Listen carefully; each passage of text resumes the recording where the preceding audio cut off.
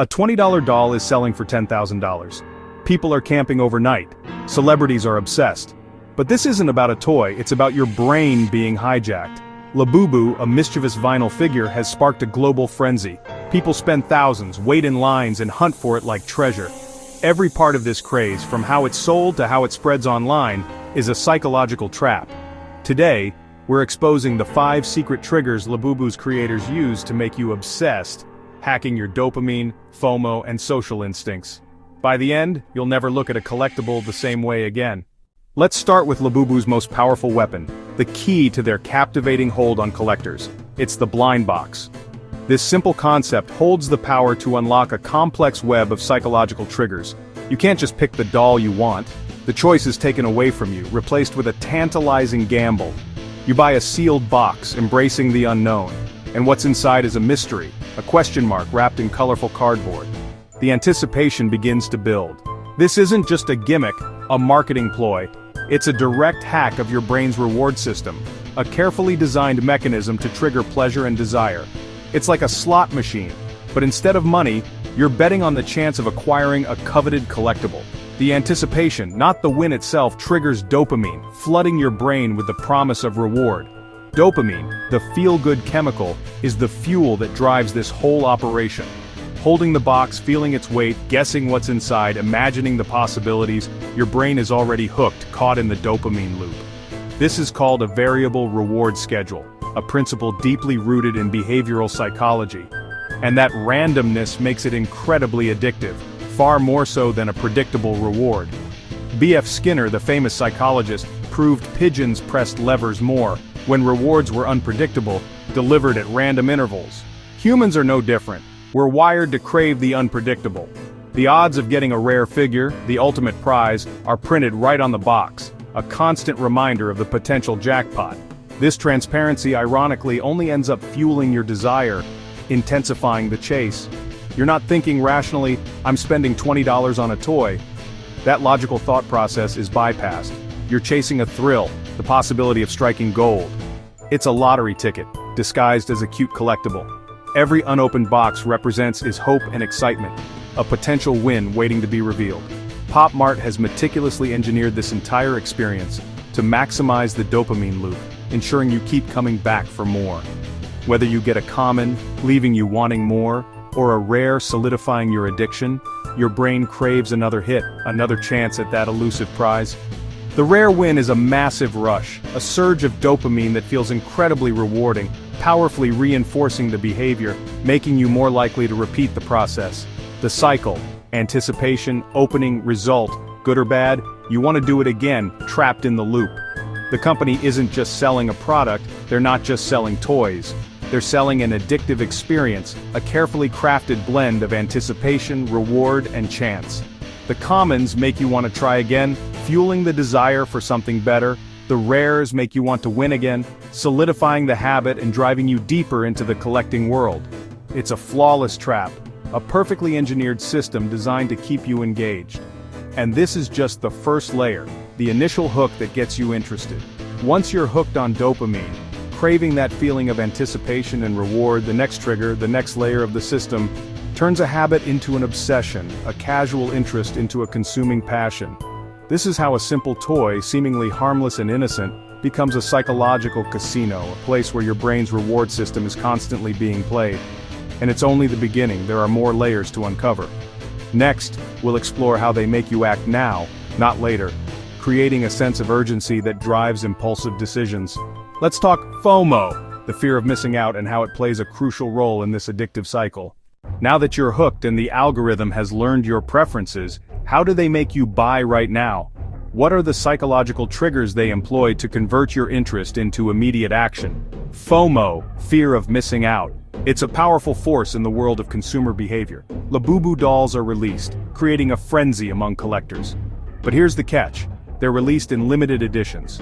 Once sold out and the shelves are bare, they're gone forever. Or at least that's the perception. This transforms a toy, a simple object of amusement, into a time-sensitive opportunity, a fleeting chance to own something exclusive. Scarcity signals value. It's a fundamental principle of economics. Your brain instinctively thinks, if it's rare, it's important. If others want it, I should want it too. Countdown timers for new releases ticking down the seconds create urgency and anxiety. A sense that you must act now, or risk missing out forever. You see lines outside stores, snaking around the block, people camping overnight, braving the elements for a chance to acquire the coveted item. That's not a side effect, it's not accidental, it's marketing. A carefully orchestrated strategy to amplify desire. The spectacle signals the sheer scale of the event. This is worth waiting for. This is something truly special. You're not just a consumer engaging in a routine purchase. You're a treasure hunter, embarking on a quest for something elusive. The thrill of finding a rare Labubu, after searching high and low, feels monumental, a victory against the odds, because it's framed as a rare achievement, a testament to your dedication and luck. The secondary market, eBay, StockX, and other resale platforms, dolls reselling for thousands, sometimes even more, reinforces the idea, solidifies the perception, that these are valuable assets, not just toys, but potential investments.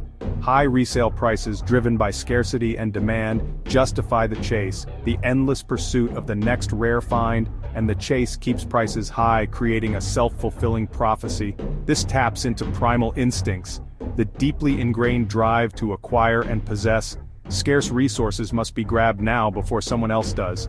Location-based scarcity, adding another layer of complexity, pop-up shops appearing and disappearing in a flash, exclusives, available only in specific locations, creates geographic FOMO.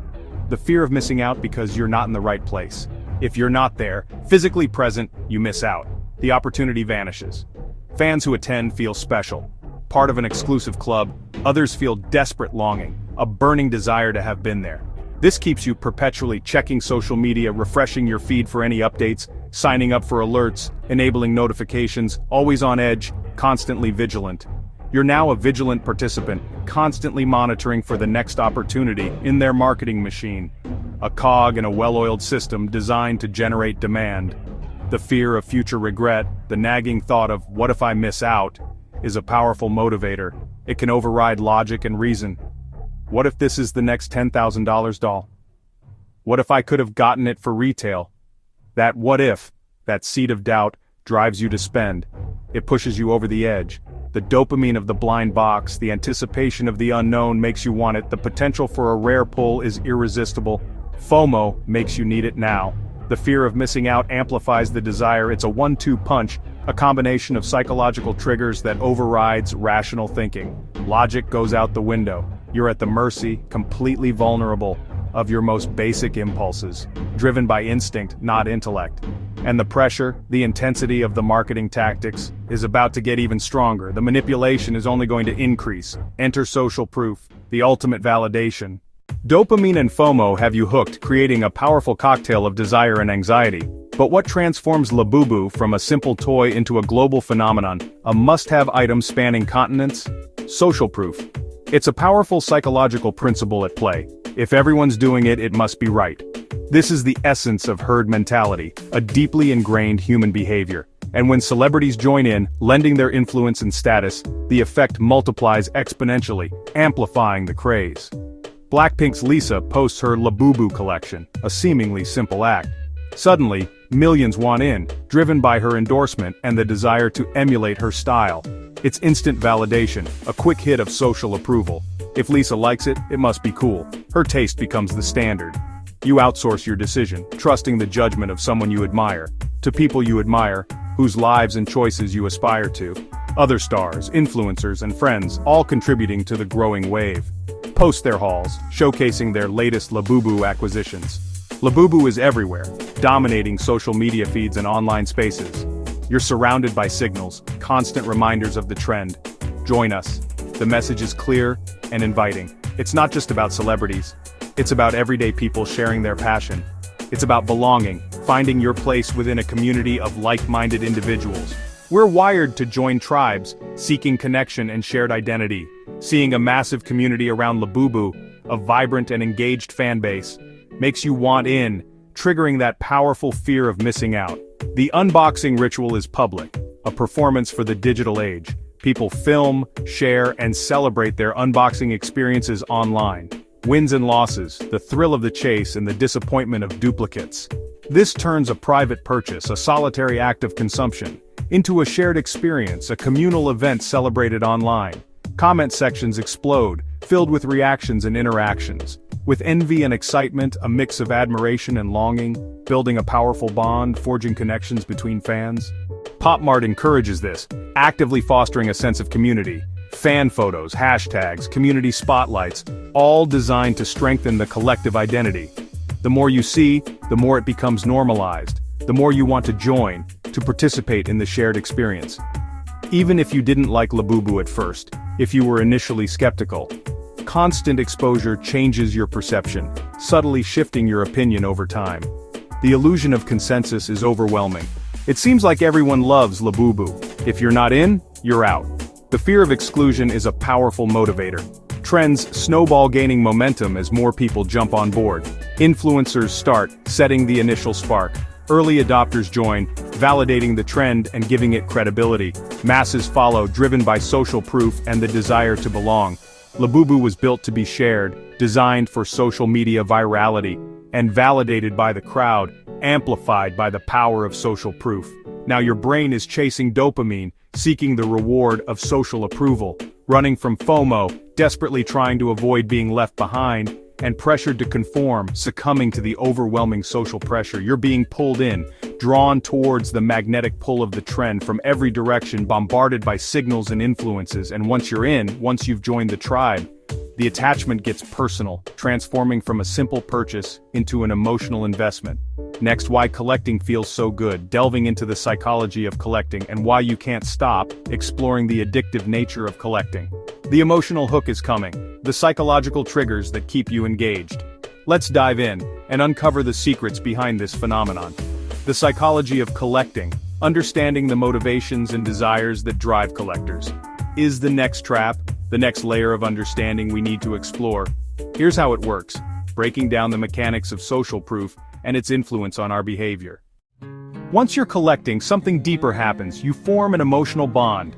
Collecting taps into our need for order and completion.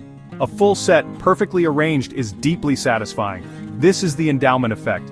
You value things more just because you own them. The effort, money, and time you invest make each doll feel priceless. Each piece tells a story.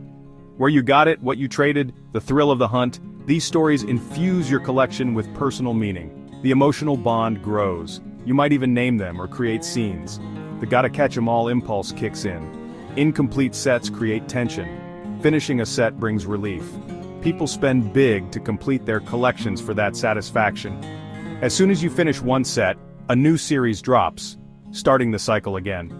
Your collection becomes a source of comfort and control in a chaotic world.